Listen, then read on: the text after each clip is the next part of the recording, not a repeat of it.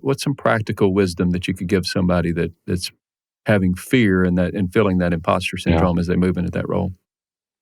Yeah, I would say a couple things help me. Is first of all, this is walking by faith. We might not think of this as faith, but it's walking by faith is saying, if this is where God's placed me, I'm going to walk in it, and I'm going to walk in confidence. My confidence is not just in me, but the one who sees me. I think also is if you are in a leadership role like that, to realize that somebody else has confidence in you. Mm-hmm. There's a pastor, there's a leader that sees things in you that you might not see in yourself. Because sometimes we can undermine ourselves. We all can deal with our own emotional baggage, our insecurities, whatever's out there, and we need other voices in our lives. Mm-hmm. And so sometimes my confidence comes. It always comes from God. It comes from, hey, there are people out there that they feel like you can do this. Yeah. And so I'm also going to trust the body of Christ. I'm going to trust the elders, the leaders in my life, the body of Christ, those who are making some of that decision as well, and feel like that they have confidence. And that, of course, you have the shared knowledge of a group that's taken place as well. And then I think, too, as you go older, you do see experiences that you have had, lessons learned, and successes that you've had, and that gives you confidence as well. So the next challenge that I go into, whatever tomorrow holds or next year holds, maybe it's here at the church, a leadership challenge, maybe it's at the school, a leadership challenge.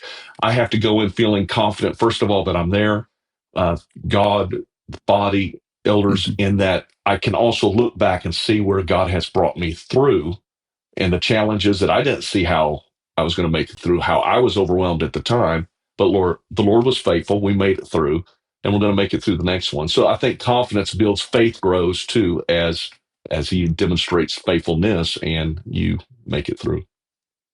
And I'm also hearing your voice. I think that the fear of the Lord is more prominent in your mind than the fear of men, and that helps you move forward. And occasionally you have somebody like a Calvin Jean sitting next to you, ironically, and that can grab your arm and say, "Just trust him." Just remind you a little bit, trust him. And that, when you bring that back up, I tease him about that, talk about that.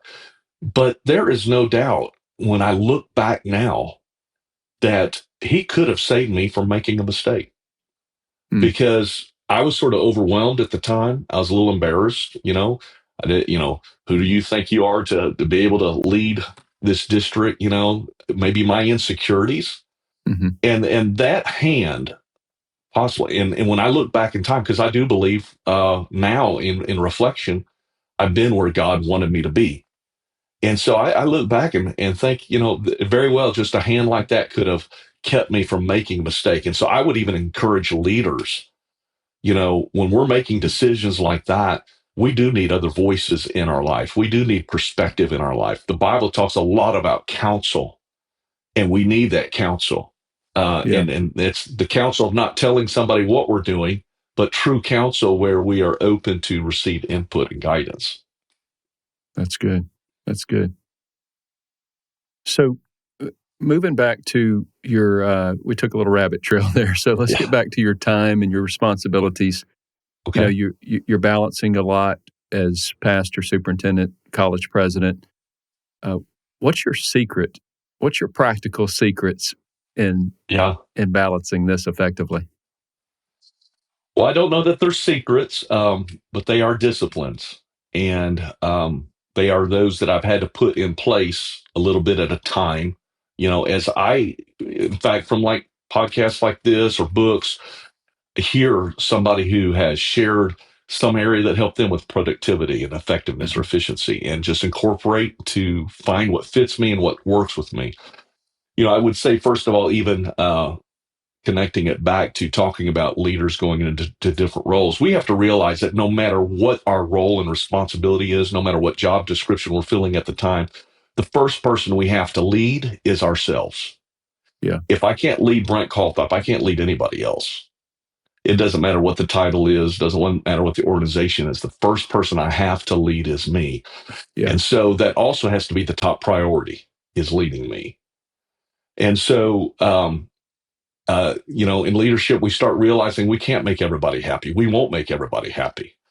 In fact, I don't know who it was that had that definition, is that learning to disappoint people at a pace that they can handle.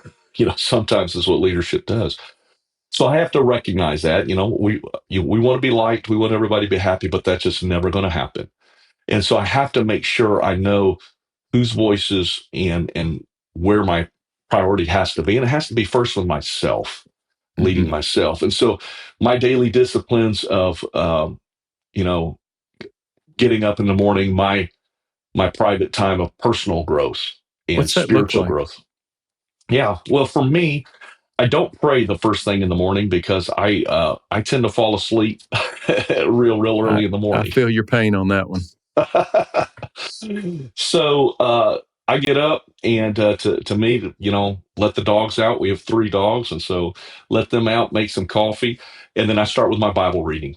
And I'm going to spend time in Bible reading, and then I'm going to go to some type of personal growth book. I'm reading typically 2 or 3 books at a time, but that in that morning, I'll have one that is going to growth and development.